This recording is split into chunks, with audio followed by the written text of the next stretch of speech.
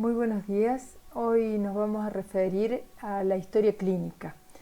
La actividad se va a desarrollar justamente en dos vídeos que nos permitan establecer justamente el desarrollo completo de la actividad. Cada uno va a tener una duración aproximada de 15 minutos.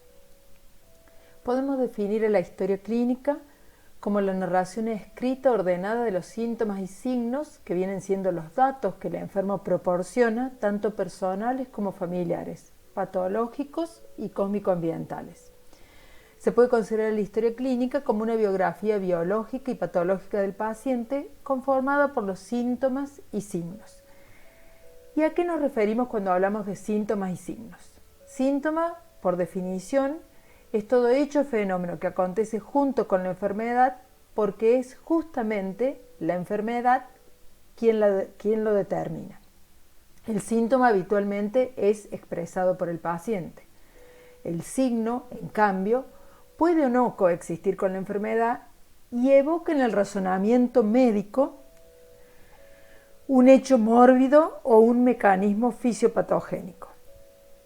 Es el médico o observador quien le confiere valor al elemento signo. Vamos a explicarlo con algunos ejemplos como para que resulte algo más orientador. ¿Es un síntoma o es un signo? La semiografía nos permite acercar alguna respuesta a esta disyuntiva.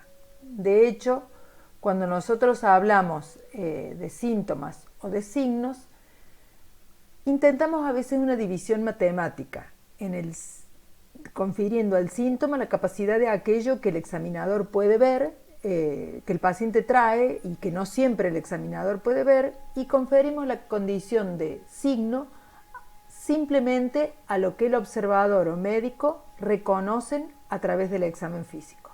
Sin embargo, cuando miramos estos dos elementos, ambos pueden obtenerse por la anamnesis. Podemos encontrar algunas diferencias particulares con esta definición de lo que veo es un signo y lo que no veo es un síntoma. Por ejemplo, el dolor precordial. El dolor precordial puede tener diferentes mecanismos de acción. Sin embargo, cuando yo realizo un interrogatorio prolijo y detallado de este elemento dolor, que es un síntoma por antonomasia, puedo convertirlo de hecho en un signo de enfermedad coronaria, como sería el caso del langor pectoris. Por otro lado, la disnea paroxística nocturna, que es un signo de insuficiencia ventricular izquierda, puede reconocerse a través de la anamnesis. Disnea significa la percepción de falta de aire o de dificultad respiratoria o de trabajo respiratorio referida por el paciente. Cuando yo interrogo minuciosamente e identifico que esta sensación de esfuerzo respiratorio aparece aproximadamente a la hora o algo más de haberse acostado el paciente, lo despierta por la noche y lo obliga a sentarse o a ponerse de pie y con este cambio de posición se alivia, puede identificar un signo que es la disnea paroxística nocturna. De hecho, ninguno de estos dos signos puedo evidenciarlos, porque salvo que conviva con el paciente, no voy a poder presenciar el evento de la disnea paroxística nocturna. Sin embargo, aunque no lo veo, esta condición adecuadamente semiografiada constituye un signo de insuficiencia ventricular izquierda. Cuando nosotros hablamos de semiografiar, hablamos justamente de esta capacidad que tiene el profesional médico de obtener de cada uno de los datos que ofrece el paciente sus características clínicas. Ya lo vamos a ver en un detalle a lo largo del curso de la asignatura. ¿Cuáles son las funciones de escribir la biografía biológica y patológica de un paciente? Las funciones más características de la historia clínica son la de la asistencia y la docencia. La asistencia constituye el eje central de la confección de la historia clínica. Los médicos interrogamos a nuestros pacientes para brindar una atención médica de calidad. Sin embargo, a la hora de la educación en medicina, debemos ayudar a nuestros estudiantes a que adquieran justamente esta competencia tan preciada de elaborar una adecuada historia clínica. Por eso, la segunda función de la historia clínica es el aprendizaje, ya sea de su elaboración o de su utilización para la enseñanza de la medicina. Otra de las funciones de la historia clínica no primaria es la investigación y la epidemiología.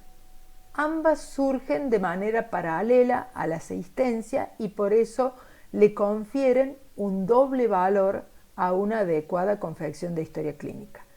La investigación puede surgir a través de la revisión de historias clínicas para reconocer diferentes condiciones que pueden expresarse tanto en criterios epidemiológicos por el análisis de grandes grupos poblacionales o en investigaciones más acotadas en un determinado centro médico o relacionadas a diversas formas de presentación de una determinada enfermedad o simplemente a lo que es serie de casos o a compartir datos de pacientes específicos para su comunicación científica. El control de calidad de la asistencia, ya lo dijimos al principio, es la confección de una adecuada historia clínica, la gestión administrativa y brindar algún tipo de apoyo jurídico-legal para demostrar el correcto accionar del médico. Y recordar siempre este punto como importante. Los médicos trabajamos en la asistencia del paciente con calidad porque es uno de los principios básicos del ejercicio profesional. La atención de calidad, como dijimos, permite reconocer toda la actividad que el médico desarrolla junto al paciente y tener un registro completo y claro de la biografía biológica y patológica que hemos mencionado. Es importante recordar que la Ley de Derechos del Paciente, Historia Clínica y Consentimiento Informado, que regula estos aspectos del ejercicio profesional en la Argentina, dispone que el paciente es el titular de la historia clínica y las instituciones o el médico en su consultorio son responsables de su resguardo. Por tanto, es importante recordar el artículo 14, que dice que el paciente es el titular de la historia clínica y a su simple requerimiento debe suministrársele copia de la misma, es decir, es erróneo el accionar de aquellas instituciones o profesionales médicos que pretenden que el paciente consiga una orden judicial para retirar un documento que le pertenece. Entonces, hay que recordar la ley a la hora de la solicitud del paciente de su historia clínica. Es importante que ésta se entregue dentro de las 48 horas de solicitada por parte del paciente, salvo cuestiones de emergencia, y el médico deberá siempre, el médico de la institución, mantener una copia a los fines de corroborar la igualdad de los datos que el paciente posee y los que se encuentran registrados en la institución.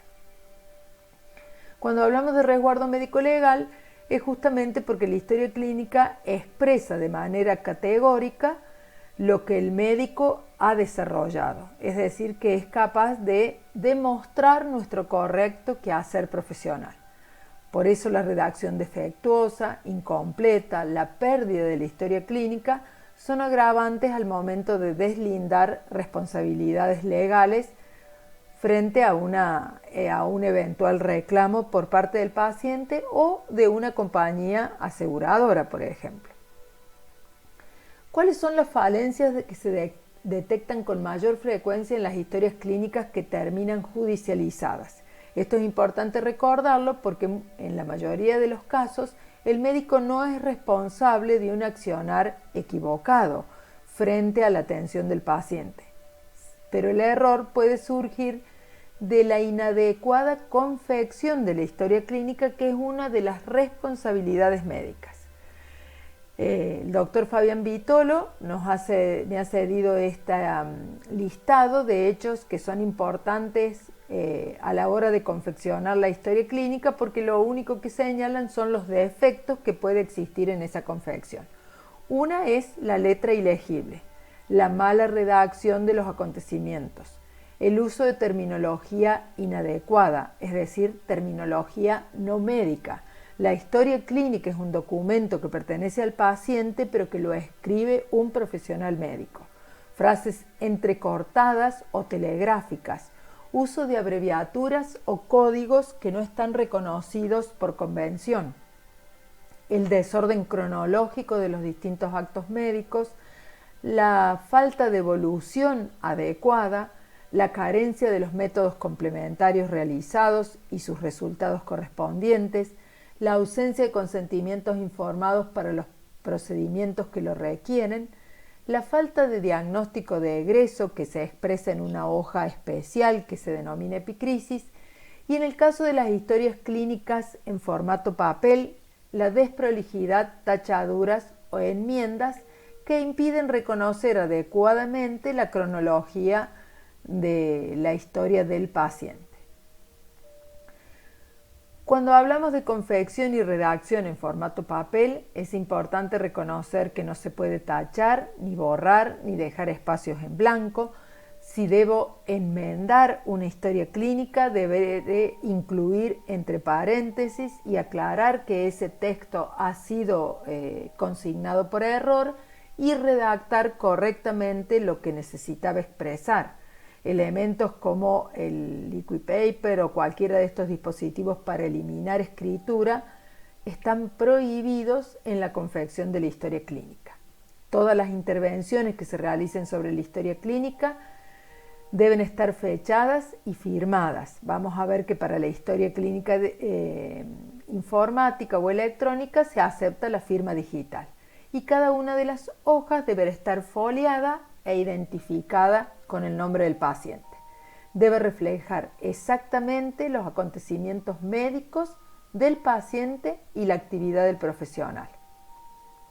La historia clínica electrónica debe garantizar por su parte inviolabilidad, autoría, confidencialidad, secuencia y temporalidad, disponibilidad, durabilidad, fácil transporte e impresión. La historia clínica ofrece estas condiciones con sistemas adecuados y legalmente validados para su uso. Una historia clínica electrónica necesita una forma de acceso con un código disponible para cada uno de los profesionales que asegure de manera categórica la autoría de la historia clínica. Es decir, que no son válidos elementos como escribir una historia clínica en un ordenador y considerar que eso es electrónico. Eso tiene exactamente el mismo valor que la ficha, por lo tanto deberá ser impresa, foliada, firmada y sellada. El único sistema que garantiza la inviolabilidad es que exista un dispositivo adecuado con una suerte de server o memoria central que pueda guardar los datos de manera exacta. La historia clínica electrónica tiene la ventaja de que puede ser abierta en cualquier ordenador, que solo quien dispone de la clave puede acceder, que de manera automática guarda la fecha y los registros de datos del paciente y que está disponible en cualquier lugar mediante el acceso electrónico. ¿Cuáles son las ventajas? El acceder a la información a distancia, el trabajo en equipo colaborativo, poder digitalizar las imágenes y otros resultados de métodos complementarios, incorporar algoritmos o recordatorios, facilitar la estadística, puede incluir un vademecum farmacológico y evita olvidos cuando tienen algunos sistemas de bloqueo, por ejemplo, cuando no se ha completado el llenado de determinadas pautas, lo cual puede ayudar notablemente al registro completo de los datos del paciente. A su vez, tiene ventajas legales porque es siempre legible, no permite dejar espacios en blanco ni alterar el orden de los asientos, siempre está firmada a través de la firma digital o electrónica, siempre con fecha y hora. El sistema dispone de alertas o bloqueos, lo que permite hacerla completa, se evitan las correcciones, raspaduras y agregados y facilita la entrega de copia a los participantes. Hasta aquí hemos desarrollado la primera parte de la historia clínica y en el siguiente vídeo nos vamos a referir